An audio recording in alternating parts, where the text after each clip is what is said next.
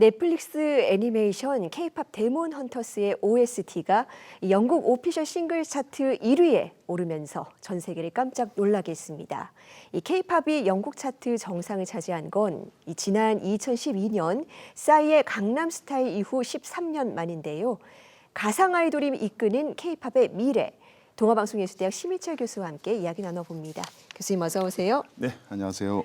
네, 정말 이 K-팝 데몬 헌터스가 전 세계적인 신드롬을 일으키고 있는데 이 작품 속 이 가상 아이돌 그룹이 부른 노래가 또 영국 오피셜 싱글 차트 1위에 올랐다고 합니다. 어떤 의미가 있을까요? 정말 K-팝의 역사에 큰 획을 그은 사건으로 볼 수가 있습니다. K-팝 데몬 헌터스라는 이 애니메이션 안에 보면 가상 걸그룹 헌트릭스라는 이제 걸그룹이 등장하는데요. 이들이 부른 이제 주제곡이죠. 골든이라는 곡이 이번에 영국 오피셜 차트 싱글 차트 정상에 올랐습니다. 근데 이 기록이 굉장히 의미가 있는 것은 사실 K-팝 가수가 참여한 곡이 영국 오피셜 싱글 차트 정상에 오른 것은 13년 전에 싸이의 강남 스타일 이후에 이번이 처음입니다.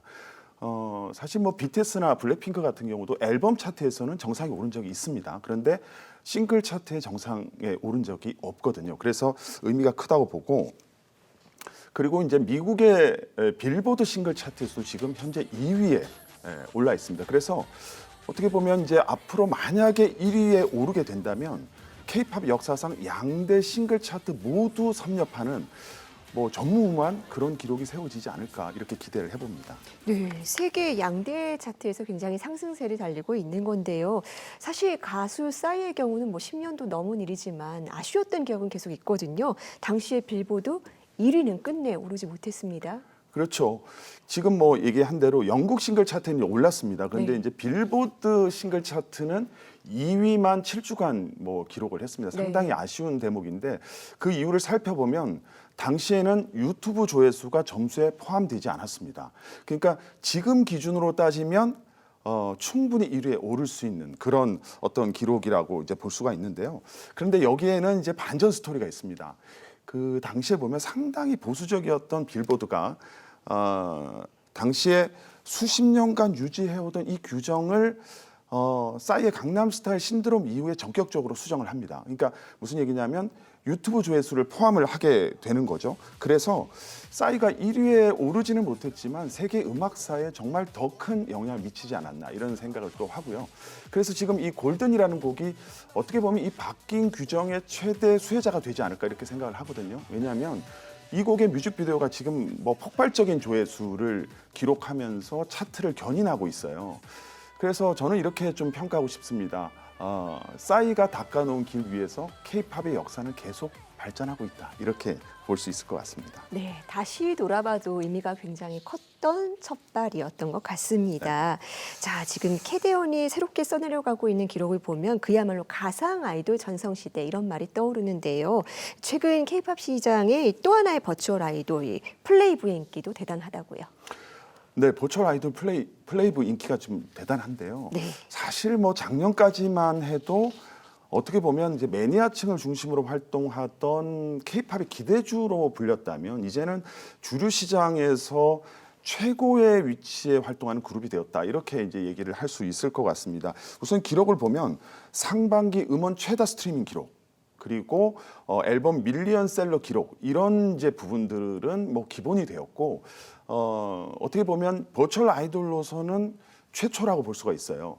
K-팝 콘서트의 성지로 불리는 K-스포돔에서 이번 8월에 이제 공연이 예정되어 있거든요. 그래서 그뿐만 아니라 아시아 투어까지도 계획되어 있다고 합니다. 그리고 이제 최근에 일본 오리콘 시장에 진출해서 4관왕까지 이제 올랐는데 이제 앞으로 K-팝 시장에서 버추얼 아이돌이 차지하는 비율이 점차 확대될 것으로 이렇게 보입니다. 네, 기대주에서 주류로 올라섰다. 특별한 점이 있었을까요? 네, 그렇습니다. 지금 보면 버추얼 아이돌이 어떻게 보면 팬과 아이돌이 모두 만족할 수 있는 윈윈 구조라고 저는 이렇게 생각을 하거든요. 그래서 기획사 입장에서 보면 굉장히 리스크 제로에 가깝다 이렇게 이제 볼 수가 있습니다. 왜냐하면 우리 흔히 이런 얘기를 하잖아요. 그 버추얼 아이돌은 늙지도 않고 지치지도 않는다. 또 사생활 논란도 일으키지 않고 재계약 문제도 만들지 않는다 이런 얘기를 하거든요. 그러니까 비즈니스적으로 보면 관리가 굉장히 용이하다 이렇게 이제 볼 수가 있는 거고 또 하나는 일단 스타가 되고 나면 추가 비용이 많이 발생하지 않습니다. 그렇게 뭐 여러 가지로 무한 확장할 수 있는 비즈니스적인 매력이 상당히 많은 그런 이제 아이템이라고 이제 볼 수가 있고요. 이제 팬들 입장에서 볼 때도 굉장히 매력적입니다. 요즘은 버추얼 아이돌이지만 진짜와 같은 그런 유대감도 느낄 수 있고 또 실시간으로 소통할 수 있는 그런 여러 가지 기술적 환경들이 잘 마련되어 있기 때문에 이제는 뭐 버추얼 아이돌과 현실 아이돌의 경계가 점차 줄어들고 있다 이렇게 이제 볼 수 있을 것 같아요. 네, 오늘 이야기의 두 주인공이죠. K-팝 데몬 헌터스와 플레이브 이 둘은 또 가상 아이돌이라는 특징을 공통적으로 갖고 있습니다. 이들의 인기에 좀 어떤 시사점이 있을까요? 말씀하신 것처럼 이제 가상 아이돌이랑 공통점이 있고 또 하나는 뭐 트랜스미디어라고 우리 흔히 합니다. 그 다른 매체로 전환되기가 굉장히 용이하다 이런 얘기가 있습니다. 이런 점이 이제 공통점이고 반면에 차이점은 팬덤의 출발점, 비즈니스의 출발점이 좀 다르다 이렇게 볼 수가 있습니다. 캐더원 같은 경우는 일단 재밌는 이야기로 팬덤이 형성된 다음에 거기서 캐릭터가 빠져나와서 버추얼 아이돌로서 활동할 수 있는 이런 확장성이 생기는 이런 모델이고 플레이브 같은 경우는 가상 가수로서 먼저 팬덤이 형성되고 거기서 그들의 서사가 발전하면서 여러 가지 이야기 콘텐츠로 발전할 수 있다. 뭐 이렇게 이제 볼 수가 있는데 결국 쉽게 얘기하면 이야기에서 가수로 가느냐 가수에서 이야기로 오느냐 이제 이 차이라고 볼 수가 있거든요. 결국은 서로가 서로의 미래가 될 수 있기 때문에 이제는 서로가 서로를 닮아가고 있는 이런 모습이다 이렇게 볼 수가 있을 것 같습니다. 네, 서로가 서로의 미래가 되고 있다. 그렇다면 마지막으로 이 K-팝 시장의 가상 아이돌 전성 시대 앞으로의 비전 어떻게 보시나요? 우리가 이제 흔히 그런 얘기를 많이 하죠. 요즘 이제 디지털 시대 얘기를 많이 하잖아요.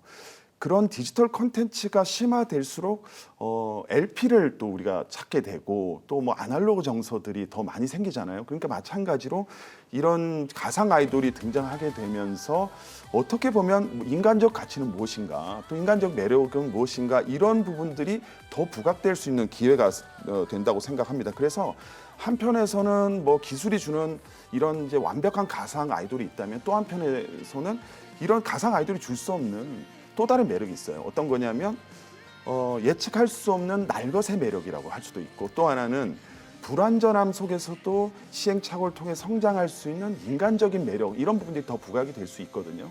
그렇게 본다면 결국은 미래는 이제 완벽한 가상 그리고 불완전한 인간이 같이 공존하면서 서로 발전할 수 있는 뭔가 다채로운 문화 환경이 되지 않을까 이렇게 기대를 해봅니다.